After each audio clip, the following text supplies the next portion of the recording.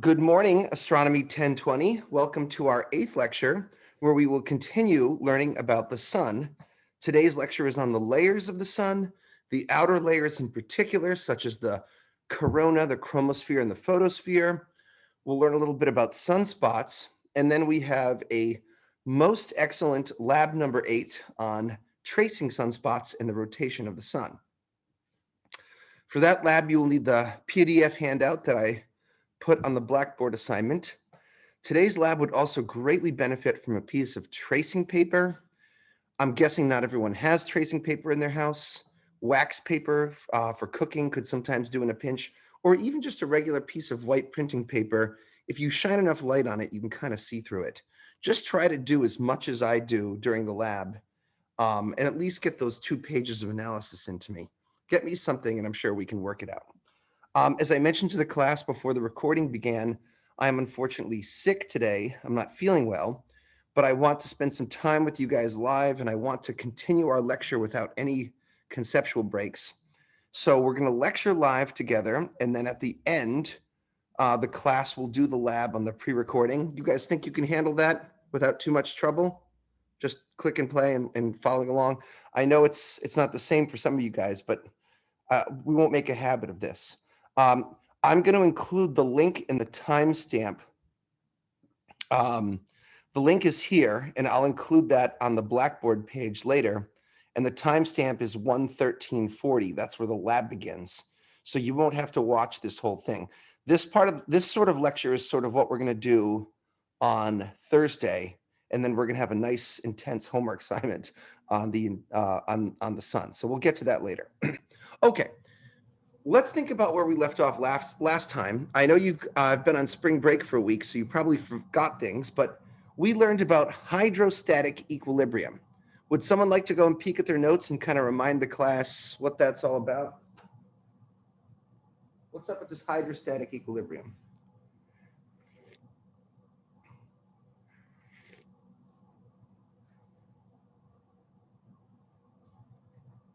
This also strategically gives me time to sip my tea.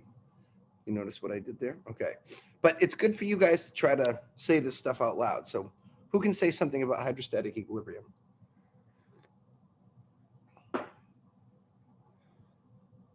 Anyone? I think I have the definition of it. Okay, spit it out for me. I want to hear it. A balance of forces between gravity, pulling, and oh no, I don't have the word after that. Crap. Oh no, I'm missing a word. Pushing out is what it says on mine. What's pushing out? Gravity pulling in and pushing out. No, gravity doesn't push out. Gravity pulls in. Something else pushes out. Thermal pressure. Thermal pressure. And thermal pressure is like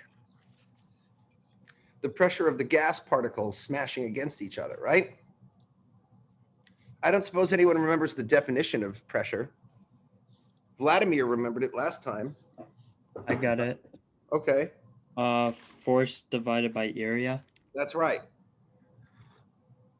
And that sort of means the force of the particles smashing into each other. A gas, as you know, wants to spread out and disperse itself through collisions. So as the particles kind of collide and mosh pit around, they sort of exert a force per unit area that pushes back against the gravity of the star. Now, I should mention that if the only 2 things involved with the sun were gas pressure versus gravity, the star would not actually turn into a star. It would ultimately resemble something like the planet Jupiter. The gravity would squeeze, it would heat up the star, and the star would glow for a little while. And stars can glow just from squeezing. But then over time, the sun would actually shine itself to death in a short time scale. So there are different considerations for how does the sun keep shining for so long. In fact, we believe that the age of the sun and the age of the planets and the age of the solar system are all about the same. And that's a number that I think you guys would be do well to remember, or rather it's a number that I want to teach you during the course of these lectures. Does anyone already know the age of the solar system by any chance? Roughly 4.54 billion years. Very good. Believe it or not, and this kind of blows my mind, we know the age of the solar system with enough degree of certainty that I think we know it down to like 3 significant figures or more. And so Vladimir, it's actually closer to 4.6. It's amazing to me that we have that level of precision. Watch this, Vladimir. If we type into Google age of the solar system, they have it listed here as 4.571 billion years, which if you think about precision, Vladimir, I even shortchanged us. People, that means people are actually debating about the 4th significant figure in terms of the age of the solar system. Doesn't that blow your mind that we could know it down to that many digits of precision? I mean, I usually tell people it's about 5 billion years, but we actually believe we know it to 4.571. So does anyone know how we have such knowledge about the age of the solar system, where we get that information? So why don't we keep 2 sig figs, because that's our rule of thumb. The age of the solar system is 4.6 billion years old. And that means it's the same as the age of the sun.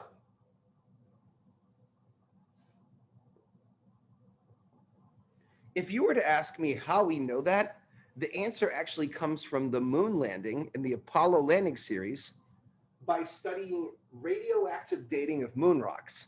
Now, I don't want to go down a garden path on this, although I'm tempted, but let's just say that radioactive dating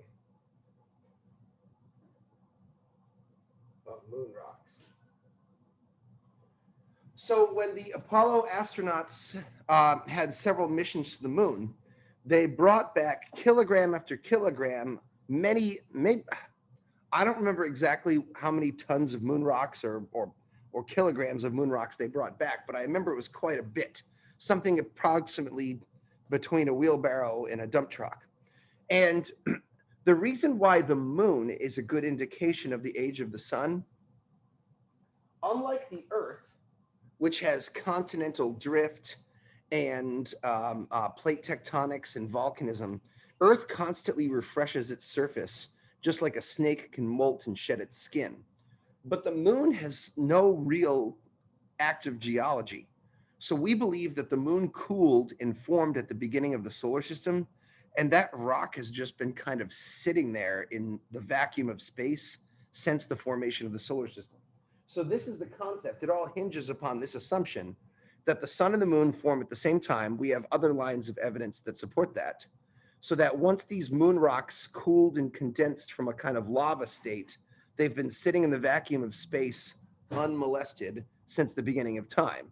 So if you date the time since the rocks cooled and solidified, you now know the age of the solar system and therefore the age of the sun. Pretty wild, right? So before the Apollos land on the moon,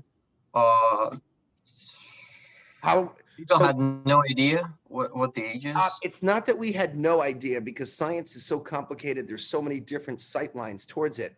We knew from studying geological layers of Earth that the Earth had to be billions of years old at least. And if you study stratified layers of Earth, you can find rock on Earth that's up to 3.5 billion years. So we suspected it was greater than 3.5 billion years. They might have had a really rough ballpark figure. And remember, guys, I'm giving you the kind of Cliff Notes version. There's going to be more details that I'm not explaining to you here. So I wouldn't say, Vladimir, that we had no idea, but we definitely got these sort of digits of precision from several different studies, including moon rocks. That's one of the main ways. I just wanted to plant that seed so that you guys would think, how does someone know? Like, it's not like you were there 5 billion years ago with your GoPro to watch it happen, right? Someone had to kind of deduce this through observation and experiment. I have a slightly different point that I want to make.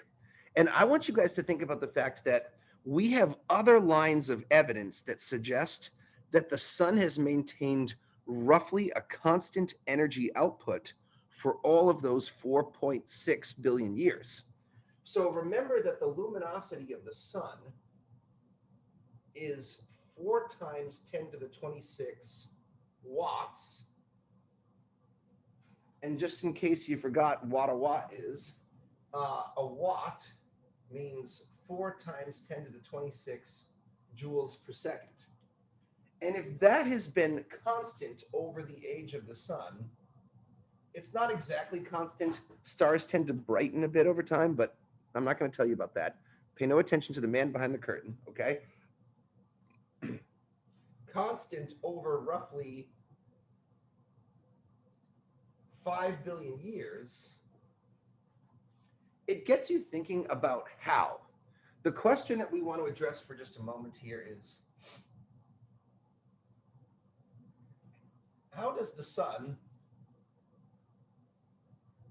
pump out so much juice? In fact, we're going to walk you through a calculation next class when we do our homeworks together that shows that not only the sun has been pumping out the juice for 5 billion years, but that we think it's going to continue to pump out juice for another 5 billion years. We think the sun is only halfway through its life at this point.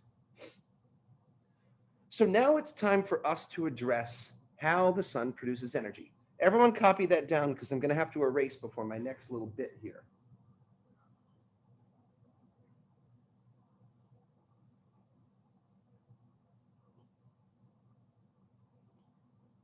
Can I erase? Andy? Yeah, you can erase.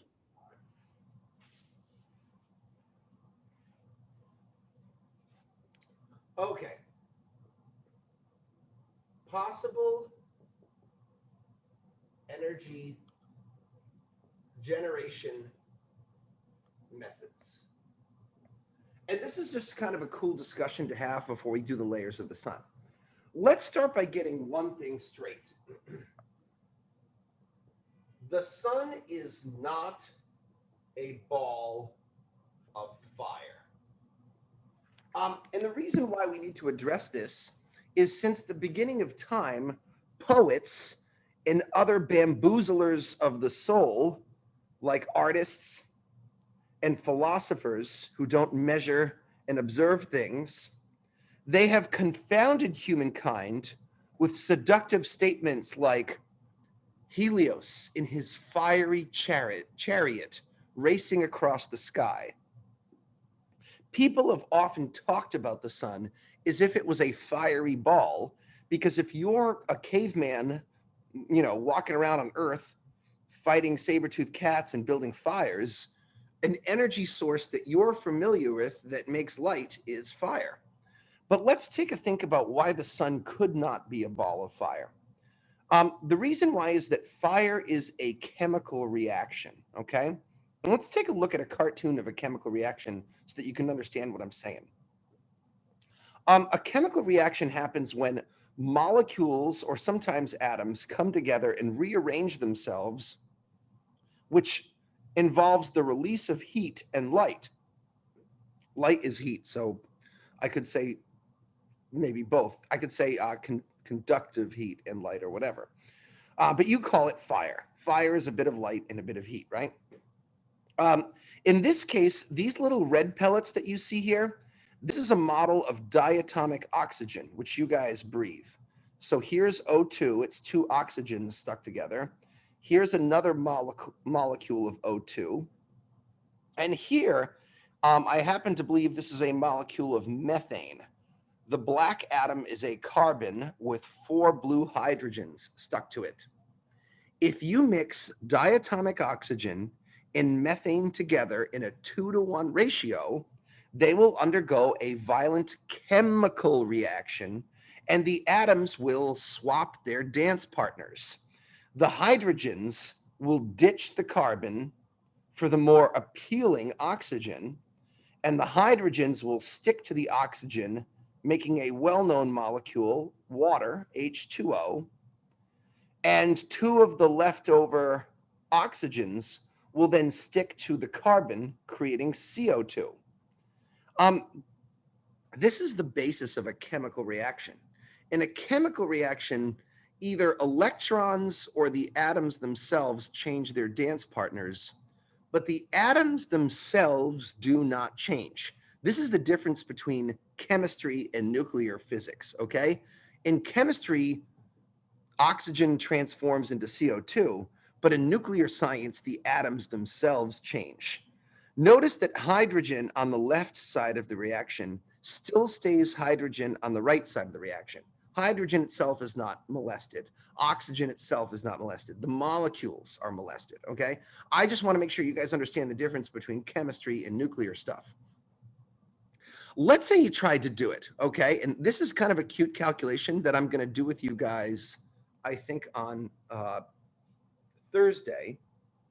If you took a giant ball of sun with the same mass as the sun, and you filled it with diatomic oxygen and methane. In other words, what if you had a ball of fire the size of the sun, and you required it to shine with a luminosity of 4 times 10 to the 26 watts? The lifetime of a giant ball of fire would be roughly 10,000 years. Vladimir, is that enough to explain the geological layers that we see as we tiptoe through the Grand Canyon? Yeah, pretty much. No, totally fucking not. You can. Wait, what? Yeah, geologists have known for well over 100 years that it takes something like tens of thousands to hundreds of thousands. Actually, sorry, let me try that again. Some of the geological stratified layers can take up to 100 million years to lay down.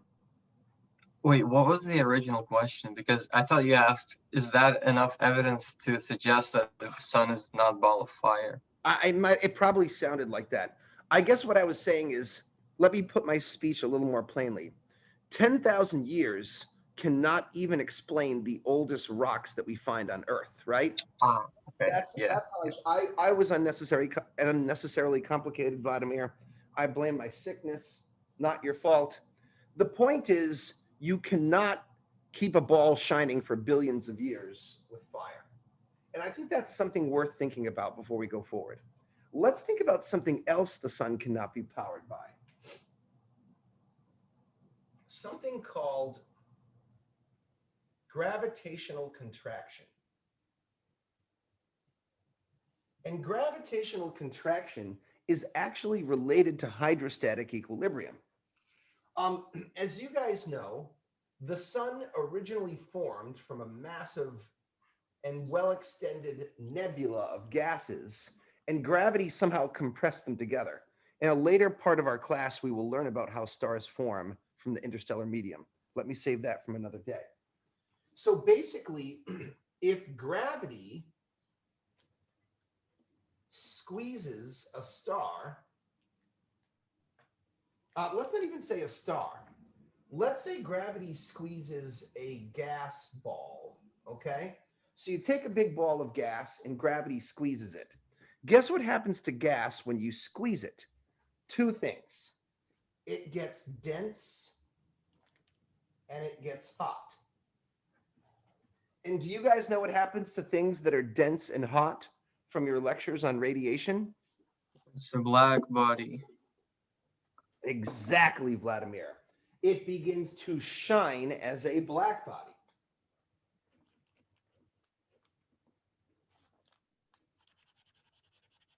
And the problem with that, Vladimir, is that squeezing a ball of gas will make it shine, and the shining of light from your protostar, or whatever you want to call it, that light will take gravitational energy away from the star. If your star continues to shine light as a black body, the same thing will happen to it as what would happen to the coals in your charcoal pit if you stop putting wood onto them. They will eventually shine themselves cold and they will wink out. They will go dark. And by the way, there are such things that have had this treatment in our solar system. As an example, I give you the planet Jupiter. When Jupiter first formed 4.6 billion years ago, Jupiter was probably shining with a luminosity maybe not quite as intense as the sun, but this is a big freaking ball. It's thousands of times more massive than Earth. And when this thing first formed, it would have been glowing because of how hot it was. But what's happened to Jupiter over time is as Jupiter contracted into a kind of equilibrium state, eventually it just shined away its internal energy and it kind of went dark. Today we can only see Jupiter because of scattered light off of its cloud tops. This is what we call in stellar astrophysics a brown dwarf. It's a star that tried to form, but it didn't have enough juice for fusion, and therefore it shined away. And when I say juice, I mean mass is what I really meant.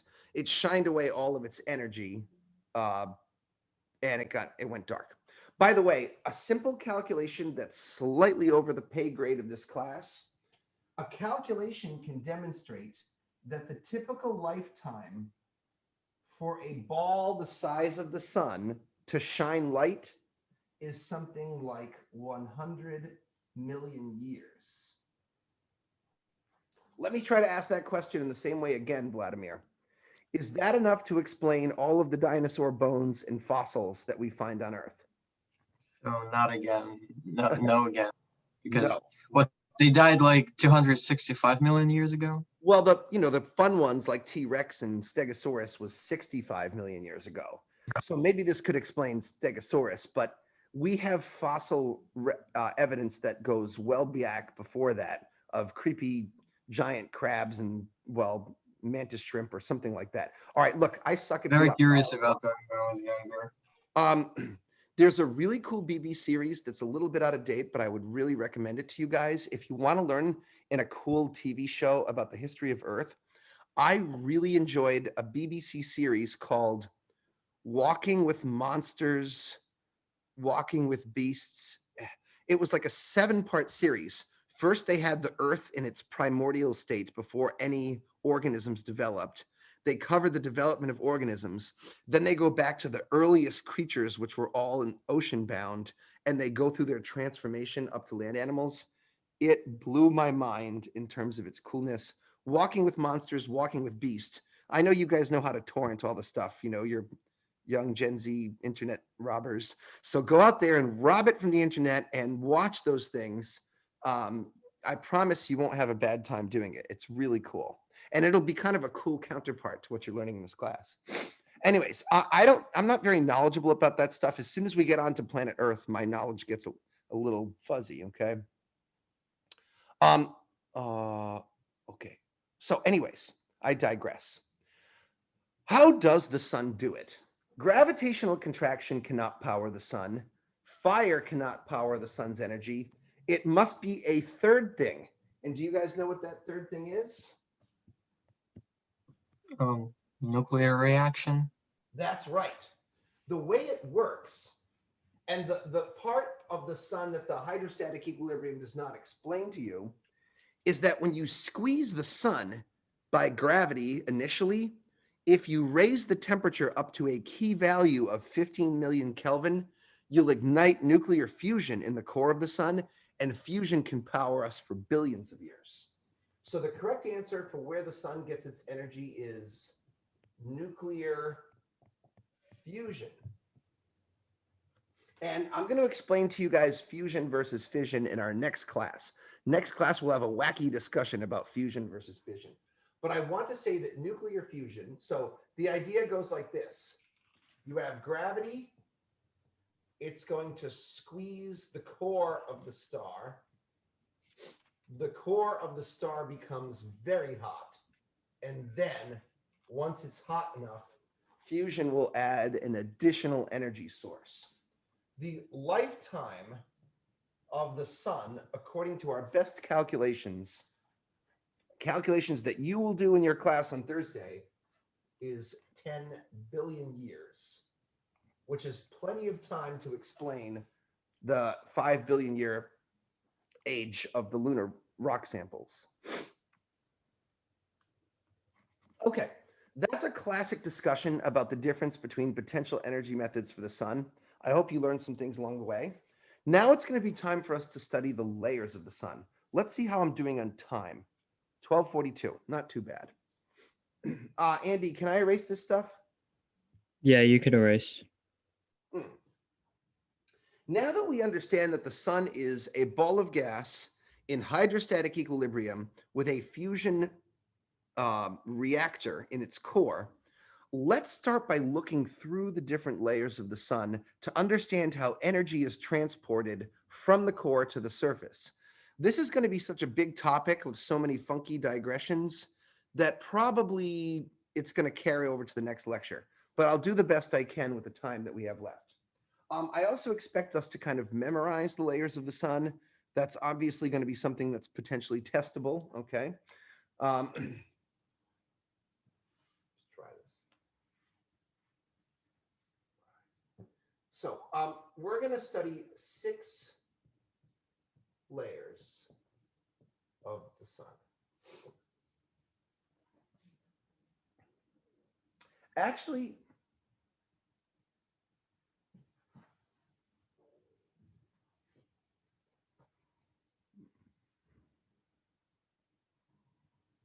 okay, let's do this. 6 layers of the sun, and then we'll go into more depth on them as we go. Okay, let's make an analogy sort of with a planet, okay?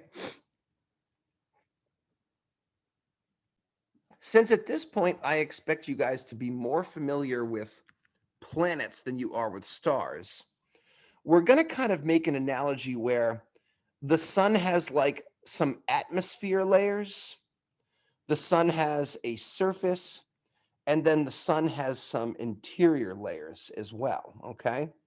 And there's 6 of them in total. You can see the names of them here.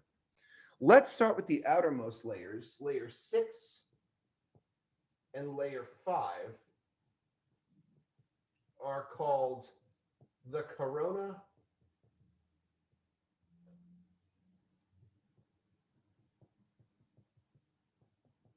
and the chromosphere. And taken together, these things are kind of like, it's a loose analogy, but they're kind of like the atmosphere of the sun, okay? The main difference between these gases or these layers is in their temperatures. The corona is extremely high temperature, 1,000,000 Kelvin. The chromosphere underneath it is a little bit cooler at maybe 10,000 Kelvin. But they both have something in common. Bear with me, guys. My throat is very, very scratchy. Both of these objects are high temperature, yet low density plasmas. You guys remember what a plasma is, right? What's a plasma?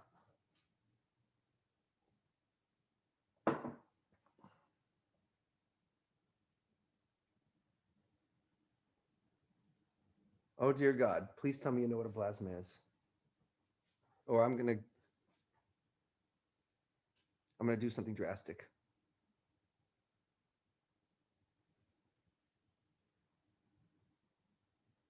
No plasma? Charged gas. A charged gas, that's right.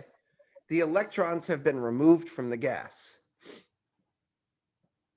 You guys, of course, remember what the composition of the sun is, don't you? What's the sun made out of? Pop quiz. What's the sun made out of? Who can pass? 70% hydrogen. And Say 29% helium, maybe. 28. 28. Okay. You impressed me nonetheless, sir. It's hydrogen and it's helium, okay? 70 to 30. Hydrogen and helium with small amounts of other stuff. One of the things about heating gases to these temperatures, by the way, isn't it weird how the gas that's closest to the outer space is even hotter than the layer below it? Both of these are being heated by magnetic field lines, and we'll talk about that maybe next time.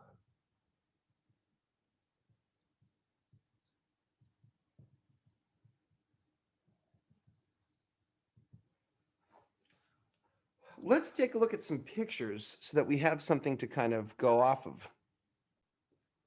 Believe it or not, the corona is so hot that it actually gives off visible light. Normally, you cannot see the corona because the surface of the sun, the layer that we're going to do in a moment, the photosphere, it gives off so much light that it drowns out the wimpier light from the corona. However, during a total solar eclipse, when the disk of the moon sits in front of the disk of the sun and completely blocks it, you can then see this wispy high temperature gas known as the corona. In fact, we learned about the corona by studying the sun during eclipses. We were like, what the hell is this wispy gas that's surrounding the sun in all these different directions? You guys will notice that it's not a uniform layer. You have these, we call them coronal streamers that shoot plasma out into space. They extend for 1 to 2 solar diameters. Then you have these empty patches called coronal holes. So the corona is a very, very turbulent layer. However, the corona doesn't just give off visible light, it gives off other light as well. Let's tiptoe one layer down and take a look at what the chromosphere looks like. The chromosphere sits underneath the corona, and it has kind of a patchy gas shape to it. You can see that there are magnetic field lines in the form of these loops that are threading all the way through the gas here on the surface of the sun. And you guys will remember when I showed you those videos that those magnetic fields are twisting and turning. And as they twist and turn, they churn the plasma up, kind of like you can churn butter with a paddle. Probably no one churns butter anymore. Well, if you do, you're pretty cool if you ask me. But maybe it's more like it's more like taking a rubber band and making slingshots or something. Let's take a look at that video again in case anyone missed this video from last class. In this video of the sun, you're basically seeing a mixture of the corona and the chromosphere, those outer atmospheric layers. And you guys can see that the magnetic field lines are pushing out of the sun and threading through these atmospheric layers. And as they twist and turn and create magnetic field storms, they kind of heat up the gas and turn it into a plasma. So all of that cool stuff that we saw last time in the sun, like those solar flares, which you just saw an example of there, and these prominences, all of this stuff is happening in these outer layers like the chromosphere and the corona. I'd like us to try a quick physics exercise before we go forward. Let's pretend for a moment that these things glow like a black body, which they don't exactly, but it's kind of close. Suppose I wanted to determine, and suppose I wanted to find the peak wavelength of light emitted by A, the corona, and B, the chromosphere. Do you guys remember what formula lets you determine the peak wavelength of light emitted from a hot glowing object? Stefan Boltzmann formula. No, that tells you the quantity of light, the amount of light. But I want to find the peak wavelength emitted. I don't remember what it's called, but it's like you choose a wavelength and then Nope.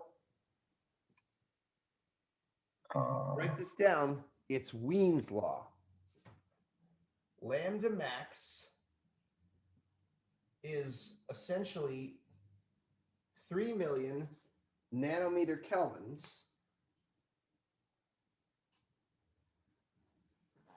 divided by the temperature. So I don't think you even need a calculator for this one. I mean, if you do, I don't know what to say. What do you get when you divide 3 million nanometer kelvins by a temperature of 1 million Kelvin for the corona?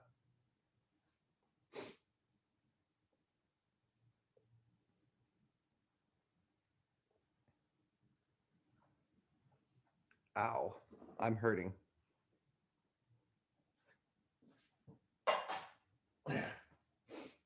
Three 3 what, Mateus?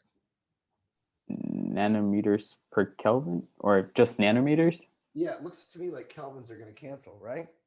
Yeah. So what does that mean, Mateus? What type of light has a wavelength of 3 nanometers? In other words, what regime of the electromagnetic spectrum is 3 nanometer light found? Do we need a cheat sheet? That's like real close to X-rays, but Yeah, it's still ultraviolet. It's like the borderline almost. it's the borderline, but good job, Vladimir. 10 nanometers is the cutoff. Oh, 10. I thought it's 1. No, 10. So, but It was X-ray. everything you said was really true. It is close to the border, but this is technically X-rays. That's right. So what that means, Vladimir, if I wanted to see the sun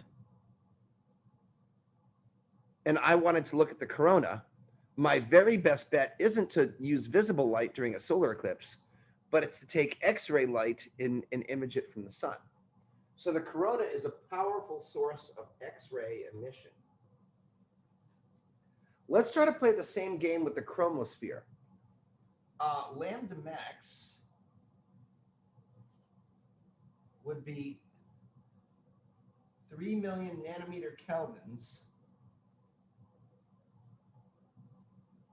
over 10,000 Kelvin. What's that give us?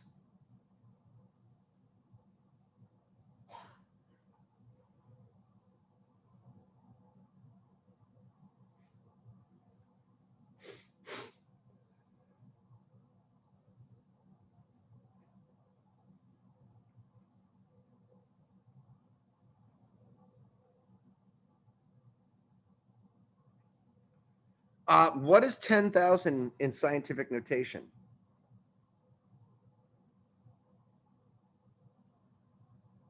What's your name? What's your favorite color? What if I asked you a series of simpler and simpler questions until someone was willing to answer me? What is this in scientific notation? 1 times 10 to the 4. Okay, so what's 6 minus 4? 300. Yes. Nanometers, right? Yes. What type of light is 300 nanometers in wavelength?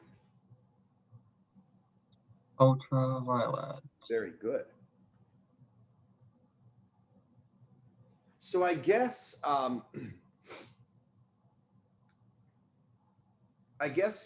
Vladimir, if I want to study the chromosphere of the sun, the only way I can do it is with an ultraviolet telescope. One of the cool things about the Solar Dynamics Observatory is they basically have a whole bunch of imaging filters that study the sun at X-ray and UV wavelengths so that they can study what's happening on all the different layers of the sun. So what you can see when you go to the Solar Dynamics Observatory website, SDO, is they're showing you images of the sun right now at different wavelengths. Now, this is in angstroms, so this is 19 nanometers. This is 17 nanometers. This is 30 nanometers, so this is more ultraviolet. This is 21 nanometers. This is 13 nanometers. That's 33 nanometers. Notice you're looking at, this is 9 nanometers. You're seeing the sun at all these different wavelengths. This is 160, which is getting closer and closer to visible light. So you can see as you get closer to visible light, the sun has a more smooth appearance. Here's a composite of 3 different wavelengths. So that's what's going on in these images here. They're constantly looking at the sun at different filters and wavelengths to try to figure out what's going on with this beast. So I have a question about that. How do they convert the emitted EM spectrum by sun? Because like they convert it to visible light. I So that you don't can see think it, of the course. X-rays actually look like red or blue or whatever. Like Sure. how do they determine which kind of color to pick?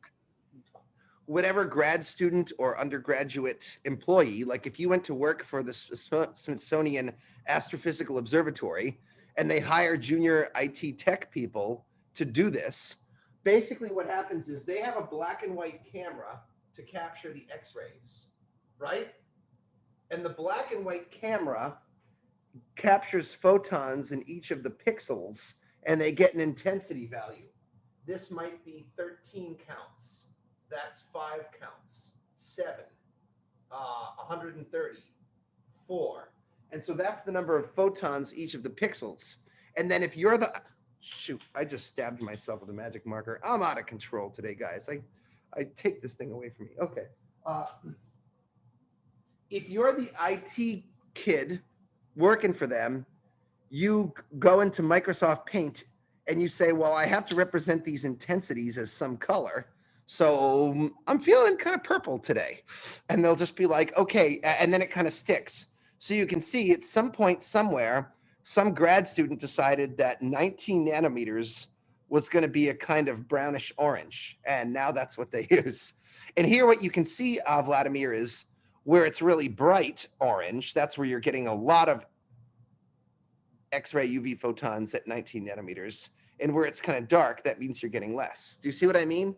So they color code it to one color, and then they show you by the intensity or brightness how many X-rays you're getting. So you're telling me that it's kind of like randomized or based on their preference? Yeah. There's no logic to it, right? They'll just say, oh, I think Yeah, I 17 was nanometers wondering should be about yellow. that. Yeah, they just throw a dart at a board. Who knows? I mean, I'm sure the PI, whoever the senior scientist is, has to approve it. Maybe there's a funny day one day where the senior scientist is, you know, Jones, I don't like your purple attitude. I think X-rays should be green today. Why don't you get back to your office and make that happen? Now, that would be a funny conversation to listen in on, right? I bet it's happened before. I swear to God. In reality, Vladimir, they may have other cool reasons to do it, but I suspect it's mostly just randomness, okay? Okay, let's go down to the next layer of the sun, which is the surface of the sun, but it's not a surface in a physical sense. It's a surface in terms of light. I'm erasing these lower parts here.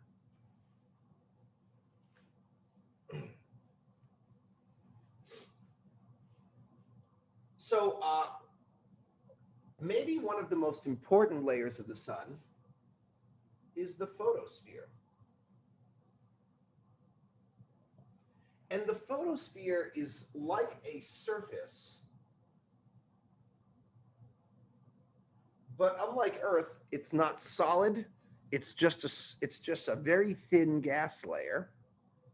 The photosphere has a key temperature of 5,800 Kelvin.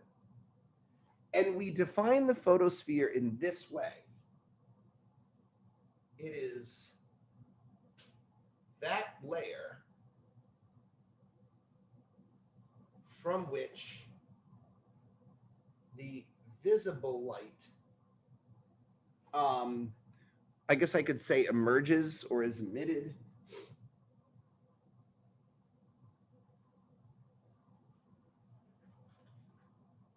It's that layer that actually produces the visible light. So if you go above the photosphere, it's producing too much X-ray, ultraviolet emission. If you go below the photosphere, the gas is too thick for any photons to wiggle out. And it's a very, very thin layer. It is only 50 kilometers thin. And you really have to compare that to the sun's radius. The radius of the sun, you will remember, is 700,000 kilometers. What percentage of the sun's radius is that?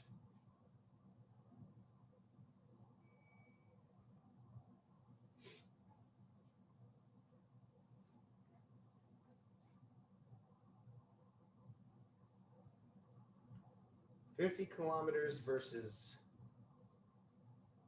700,000 kilometers.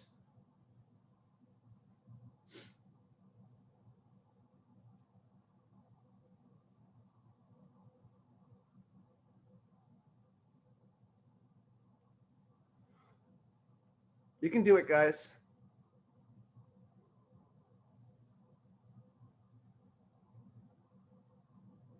Punch it into your calculators.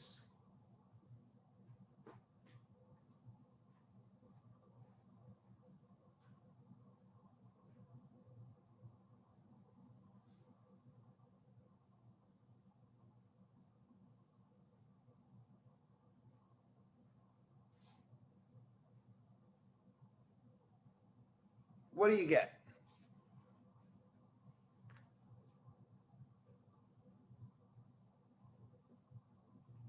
Work with me, guys. I'm literally dying for your education.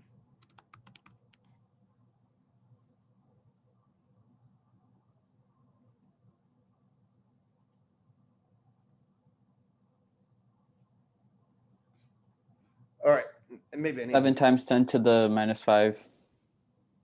What is that as a percentage, Mateus? Okay, Mateus, first tell me how to write that out longhand. Tell me to write that out as a decimal. 0. What?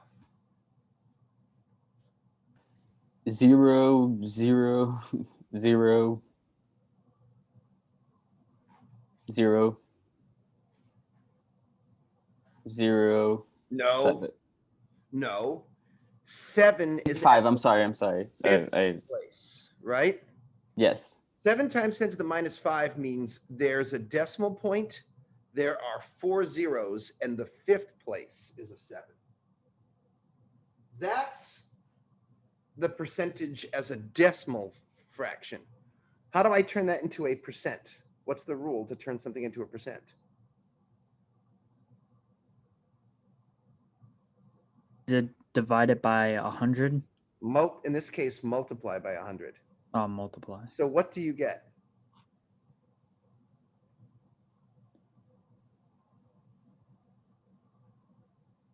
.007. Percent. You guys know how to say that in plain old English?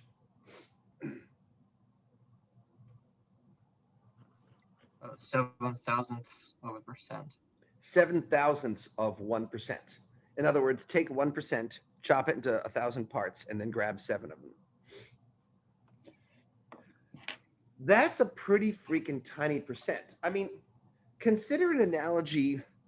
Last night we made French onion soup here, so I have no more onions to share with you because I've eaten them all and they were delicious. French onion soup is really nice when you're not feeling well. But consider, if you will, a typical yellow onion. I don't have one to share right now. A yellow onion might have a radius of about 5 centimeters. If you take a ruler and measure the diameter of an onion, it's pretty close to 10. So the radius of an onion is about 5 centimeters. And you know that like waxy, papery skin that you got to pull off a yellow onion? That waxy skin probably has a thickness of like 1/10 of a millimeter. And if you convert that to centimeters for comparison, you move the decimal place over 1, so 0.01 centimeters is the thickness of the waxy paper on an onion. So let's say we use the radius of an onion as 5 centimeters and the thickness of the papery skin as 0.01 centimeters. If we were to compare this to a yellow onion,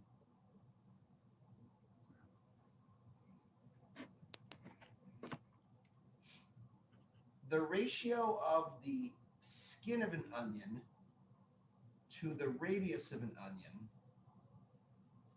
is 0.01 centimeters divided by 5 centimeters. What number do you get if you divide those two things?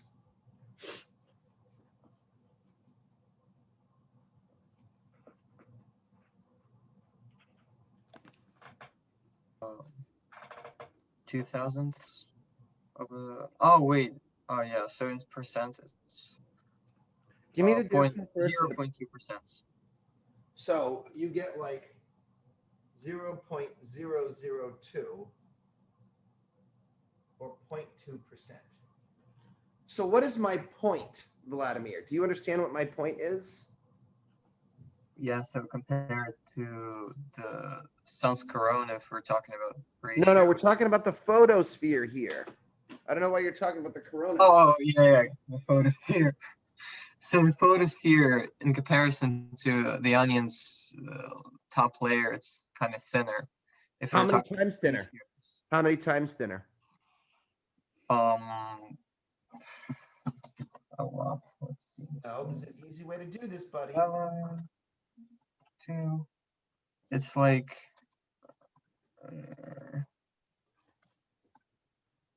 28.6 times thinner. Yeah, approximately 30 times thinner than the skin of an onion. Well, I mean, not literally. Well, not literally, but to scale, right? In other words, Vladimir, if you could shrink the sun down to the size of an onion, the photosphere would be 30 times thinner than that papery wax onion skin. That's pretty wild, right? And guess what, guys? There's meaning behind that. You want to know what the meaning is? Because the photosphere is so stupid thin in comparison to the radius of the sun, this is why the sun looks sharp and crisp on your sky. Don't forget, guys, the sun is a ball of gas. Balls of gas don't normally look sharp and crisp. But consider this kind of cool artisanal photograph. Or artistic photograph, I should have said. If you actually look at the disk of the sun and take a cool photo like this, the sun's surface is super duper sharp. It's a very sharply defined edge. In fact, look at this picture, and then I want you to compare it to slide 3. This is an image of the sun at visible light from the Solar Dynamics Observatory. Look how sharp, look how stupid sharp the edge of the sun is at visible wavelengths of light. If you compare the sun to other wavelengths of light, the edge of the sun does not look as sharp or as crisp as that, does it? It's more like fuzzy, the edge of it. But at visible wavelengths from which the photosphere is producing light, this is why we think of it almost like it looks like a candy-coated surface. And can you guys see how totally uniform the radiation is at the surface here? That yellow light, or that technically white light, is very, very uniform. The only thing that breaks it up are sunspots. I've got 2 things left to say about the photosphere, and then I'll do the interior layers quickly.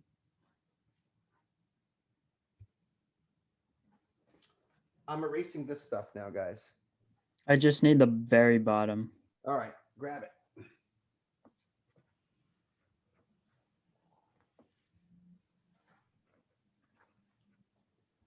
The photosphere is also where we find sunspots. All set. Thanks. Sunspots are found here. That will be the subject of your lab today. There's a whole bunch of things to say about sunspots, which I'll kind of tell you about a little bit during lab and a little bit during next time. Sunspots, they famously have an 11-year cycle. And the 11-year cycle of sunspots is related to the magnetic field activity of the sun. I think I'm going to explain magnetic fields to you next time because that's a big subject. And we call it the solar magnetic cycle. By the way, students, we are currently at a solar minimum. Currently, there are very few to no sunspots on the surface of the sun, because we are currently at a point, at a phase in the cycle where there's very, very little magnetic activity and therefore very little sunspots. Next time I might do an exercise on sunspots Sunspots, if I wanted to put it quite simply, are just cooler regions of gas and plasma that get trapped by magnetic fields.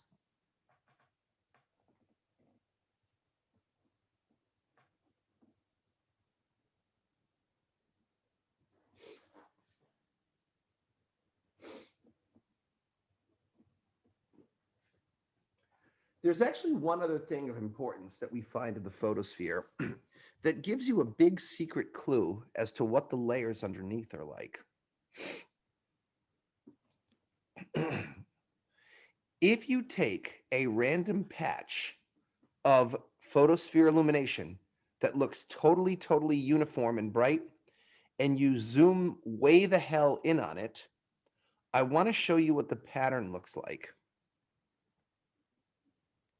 It's a fine network of bubbles that we call granules. And what appears from a distance to be a kind of uniform illumination, it turns out that all of the light being produced in the photosphere is being produced by these Texas-sized blobs of hot gas that bubble up from below, and these Texas-sized blobs shine away their light, and they become these darker patches.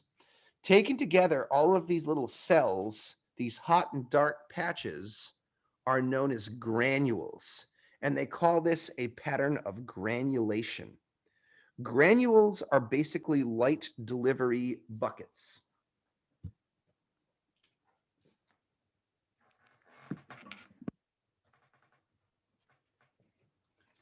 Are Texas-sized blobs of hot and cool gas that are actually doing the job of emitting light from the photosphere.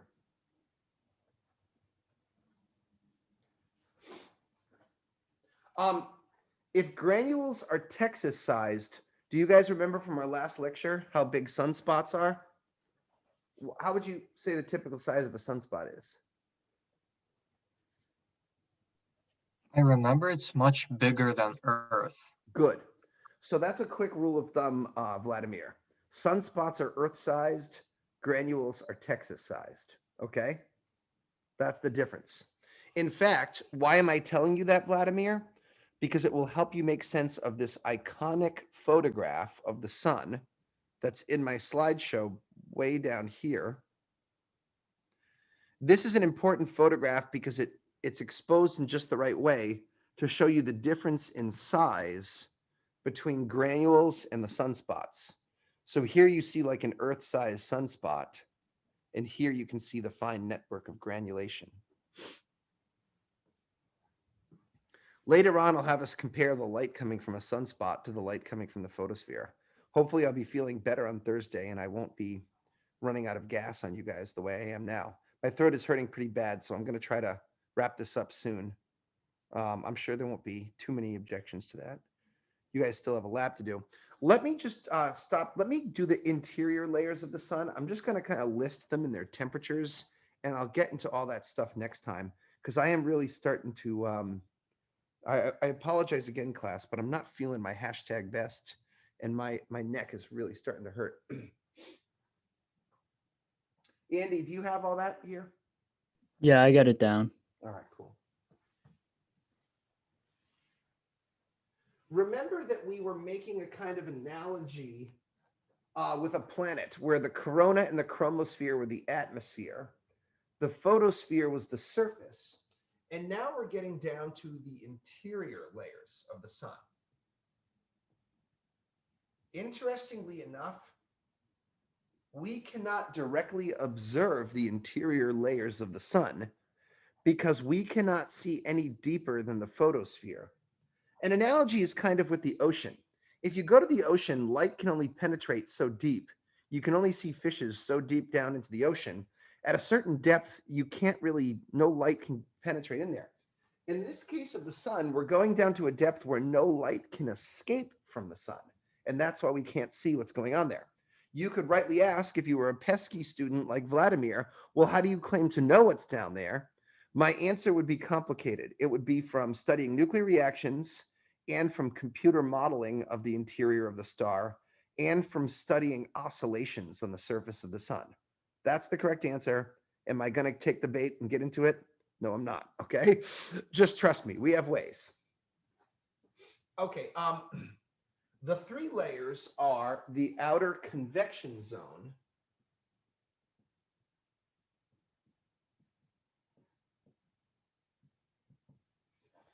the convection zone is a big fat layer of the sun. It's probably like a third of the sun's radius, or maybe not a third, but it's significant. Okay. Let's I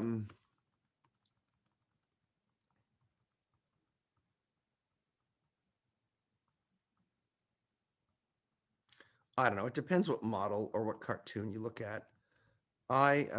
Wait, why am I sucking right now? I want to find that. Yeah. If you look at the cartoon here that I began the class with, you can see that the convection zone goes from somewhere near the photosphere to maybe like a good 1/3 of the sun's radius or so.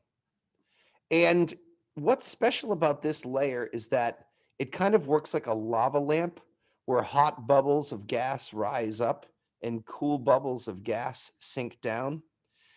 In other words, in the convection zone, energy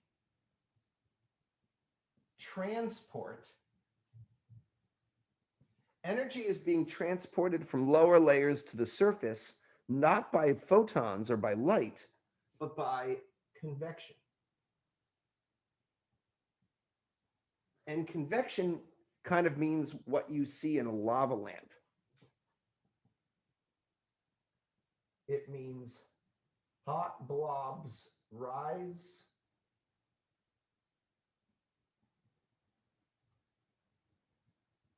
and cool blobs sink. Okay? Hot blobs rise, cool blobs sink. The convection zone has a range of different temperatures, but it starts to get quite hot down there. We could take 100,000 Kelvin as being a representative temperature of somewhere in the middle of the convection zone. At some point, you get so deep down into the star that the star just becomes so stupid hot that the gas completely ionizes and energy cannot be transported by convection anymore. That's when you reach a new layer called the radiation zone. The radiation zone is getting up there. Its temperature is probably somewhere between 1 and 10 million Kelvin. That's stupid hot. At these temperatures, the radiation zone is a fully ionized plasma.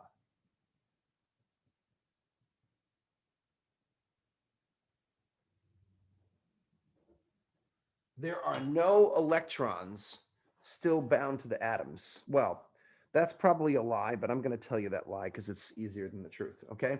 There's probably no electrons still bound to the atoms anymore. It's a complete plasma. And here, in this layer, energy is being transported by convection. I'm sorry, by radiation, by photons. I'm going to explain all of this next time.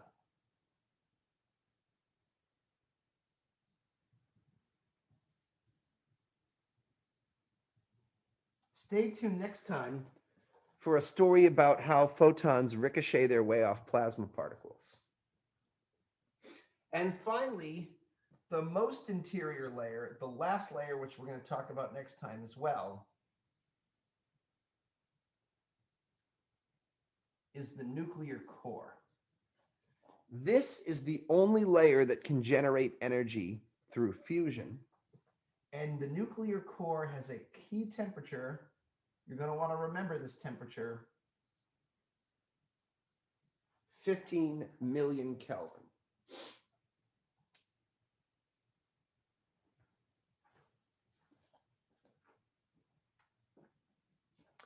Okay, because my brain's been fuzzy, I want you guys to do me a little favor.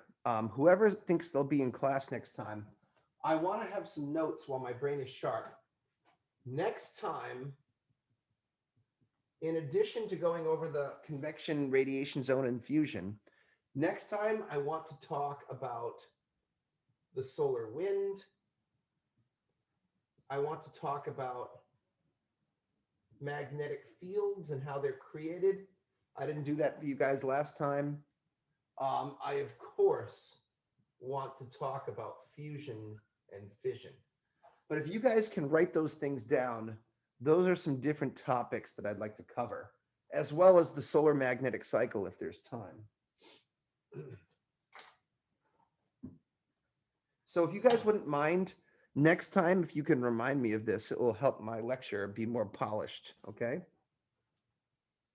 So what we did today is we learned a little bit about energy generation in the sun, and we also learned about the layers of the sun, how to think about it like a layered cake. And that's going to be very helpful for future discussions of stars, I promise you. Okay, I appreciate you guys bearing with me. That was very hard to do because I'm not feeling my best. As you know, I would love to do the lab with you normally, but I'm going to ask you to watch the pre-recorded lab. And you guys think you can handle that for me? All right. Once again, just in case anyone showed up late, let me tell you the URL and the timestamp, and I'll explain everything in the video. And thank you for being so cool about this with me. I really do appreciate. So here is the, and I'll be putting this in the Blackboard announcement along with our video today. This is the URL up here. And the timestamp is somewhere 1:13:40 where you should begin, okay? So to just kind of speed things up for you guys, I'll put that back in the chat log in case you showed up late. 1:13:40 is where you want to start, okay? And I'll include that on Blackboard. Sound like a plan, everyone? All right. I will be posting this video to YouTube and to our announcements page. I'll have the post of the last year's video. Please do that rotation on the Sun Lab and turn in as much of the analysis section as you can find. If you don't have tracing paper, just try to work with me. Try to make something happen, okay? Make it look good. Make it believable. All right. Hopefully I'll be feeling better on Thursday. I'm hoping I won't have to farm. If I get really, really sick, I'm going to... I might have to show you a complete video from last semester, which I know would kind of suck, but if I can't stand, so far I could muscle through this, but I don't think it's going to be pretty. And I'm going to get a COVID test right now just to find out what's going on. Hopefully this is just a little blip and nothing more serious. Okay, you guys are great. Do that lab, and I'll see you guys on Thursday. Okay? All right. All right, thank you. Get well soon. I hope you feel Thank you. better. Yeah, thank you guys. Bye, Amy. Bye, everyone.